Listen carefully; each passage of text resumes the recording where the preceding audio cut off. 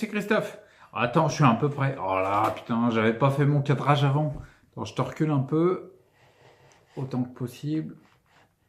Voilà, on est quand même mieux, hein. On est mieux.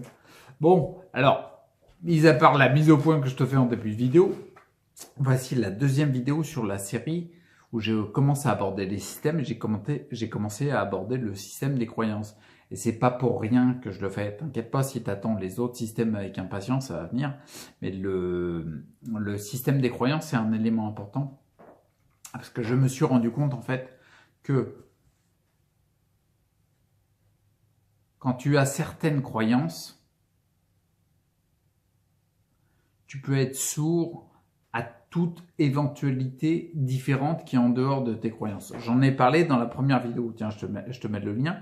Dans la première vidéo, j'ai commencé à te parler du champ des croyances. Tu vois, nos croyances, les croyances qu'on a, on peut se la représenter par une surface. Imagine une sphère, quoi, par exemple, un champ de croyances.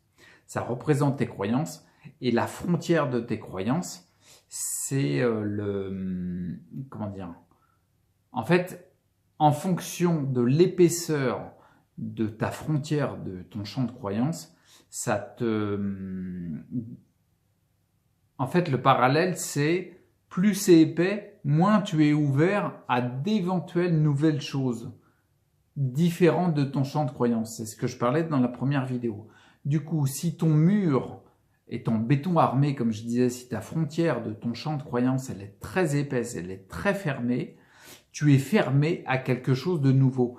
Et ça peut être très, comment dire, très bloquant dans le fait de pouvoir, par exemple, aborder différents soins pour la santé qui sont à l'extérieur de ton champ de croyance, sur lequel tu es totalement fermé et tu n'iras jamais expérimenter parce que tu as un mur épais, tu as des frontières c'est en béton armé, c'est en Kevlar, il y a du barbelé, il y a tout ce que tu veux. Du coup, tu te fermes tout seul, enfin, tu te fermes pas. Comment dire, tu n'es pas ouvert à des choses nouvelles. Et c'est très important de déjà vérifier si notre système de croyance il est comme ça et de vérifier l'épaisseur de notre mur, de la frontière, pour voir si on peut éventuellement rester ouvert à des choses nouvelles. Tu vois, c'était la première vidéo. La deuxième vidéo, c'est un élément simple encore, enfin simple. Ça parle toujours de la même chose, c'est-à-dire que par rapport au champ de croyance, l'épaisseur de ton mur est déterminante si tu peux être ouvert à quelque chose de nouveau pour la première vidéo. Mais la deuxième vidéo, c'est l'épaisseur de ton mur. Elle détermine aussi, comment dire, si tu es prêt ou non, en fonction de l'épaisseur, à éventuellement laisser des croyances qui sont dans ton champ de croyances, d'accord? Tu peux avoir, comment trouver un exemple? Je vais te parler un exemple, puis je vais te faire après l'argument. Tu peux être persuadé de quelque chose, d'accord? Donc ça fait partie de ton champ de croyances. Du coup, ça détermine tes automatismes, tes habitudes.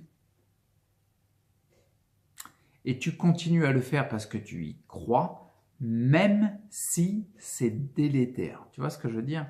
La première vidéo, c'était pour t'inviter à t'ouvrir sur d'éventuelles nouvelles choses que tu n'as jamais testées et qui peuvent t'apporter quelque chose. La deuxième vidéo, c'est être attentionné, porter ton attention sur le fait que peut-être il y a des choses que tu fais dans ta vie, tu es persuadé qu'elles sont bonnes, mais elles sont délétères pour toi. Et tu continues à les faire. Et c'est pas parce que tu crois qu'elles sont bonnes qu'elles sont pas délétères pour toi. Par exemple, si je me mets à réduire en poudre un parpaing et à en prendre une cuillère à café tous les matins, même si j'y crois très fort, il va y avoir des soucis au niveau de mes organes parce que ça va engendrer physiquement des problèmes physiologiques. Ça va être néfaste pour ma santé. Tu vois ce que je veux dire? Alors là, tu vas me dire le coup du parpaing, bah oui, c'est logique, parce que ça fait pas partie de ton champ de croyance de croire que manger un parpaing, c'est bon pour la santé. Mais il se peut que tu prennes quotidiennement que tu suives quotidiennement des protocoles qui sont très néfastes pour toi, physiologiquement, c'est très néfaste, enfin, physiquement, même ça vient bouffer tes organes, mais tu es persuadé que ça fonctionne. Tu vois ce que je veux dire? Donc, il est très très bon pour chacun d'entre nous de porter notre attention sur quelle est l'épaisseur de nos frontières, du champ de nos croyances, d'accord? Pour voir si ce serait possible éventuellement de les assouplir pour, par rapport à la première vidéo, ne pas être fermé aux choses nouvelles et différentes de ce qu'on croit qui peuvent nous apporter. Et surtout, par rapport à la deuxième vidéo, ne pas être, comment dire, tu vois le terme que j'allais dire, c'est ne pas être serré, ne pas être fermé, ne pas être sclérosé sur nos croyances et continuer à avoir des habitudes et des automatismes qui sont délétères pour nous, mais qui par contre, qui sont délétères pour nous, mais par contre on est tellement fermé que on continue à le faire, tu vois. Et ce serait pas forcément comment dire, des actes les plus bénéfiques pour nous. Non, ils peuvent être même carrément néfastes. Par exemple, ouais, je vais te prendre des exemples concrets. Il se peut que tu crois fermement que les ondes électromagnétiques, par exemple les champs magnétiques, ça n'influence pas sur la santé, tu vois. Tu peux croire fermement à ça. Et en plus, ça t'arrange de croire à ça parce que tu as envie de continuer à utiliser ton portable, ta tablette sans les fils et tout. Tu vois? Donc, quelque part, tu es content de croire à ça, tu vois. Mais même si, par exemple, ça t'arrangeait pas, tu vois, il se peut que tu crois fermement à ça, et comme la frontière de ton champ de croyance, elle est épaisse comme je sais pas quoi, c'est un truc impénétrable, tu remettras jamais en cause ce truc-là, mais par contre, ça continuera à être délétère pour toi. Clairement, si tu dors avec le Wi-Fi allumé, si tu dors avec ton téléphone et la 4G sur ta table de nuit, tu vois, je te raconte pas les dégâts que ça fait sur toi. Il y a plein de rapports qui le prouvent scientifiquement. Mais tu ne seras pas prêt à les entendre tant que tu n'as pas réduit l'épaisseur de ton mur qui forme la frontière de ton champ de croyance pour éventuellement, peut-être, lâcher les croyances qui sont délétères pour toi, tu vois. Un autre exemple, je sais pas, j'ai pas d'autres exemples en tête là, mais... Par exemple, tu vois, t'aimes bien manger, t'aimes bien déjeuner le matin. Moi, je déjeunais ça le matin, tu vois. Je prenais une baguette, alors avec du gluten pourri parce que fait avec de la farine de blé de merde. Je la faisais griller, tu vois. Je prenais du beurre de micelle, donc caséine, protéines de lait hyper néfaste pour la santé. Bon, du sel, mais j'étais pas trop, c'était pas un élément trop déséquilibré dans mon état de santé, donc ça va. Et je le trempais souvent, j'aimais bien prendre du café au lait. Donc café, donc très délétère. Et puis lait, caséine, encore une fois, caséine, protéine animale, quoi, caséine de lait.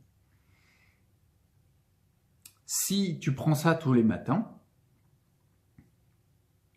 que tu crois que c'est pas néfaste pour ta santé, et que en plus, ça t'arrange de croire que c'est pas néfaste parce que t'aimes bien ça, mais je le comprends, je l'ai fait. Et que tu as une frontière en béton armé dans ton champ de croyance, jamais aucune information qui pourra passer, que ce soit YouTube, Facebook, la télé, tout ce que tu veux, qui dira que ça peut être néfaste pour toi, que c'est néfaste pour toi, tu l'entendras pas cette information-là. Pourquoi? Parce que la frontière de ton champ de croyance, elle est épaisse. Et ça t'arrange bien.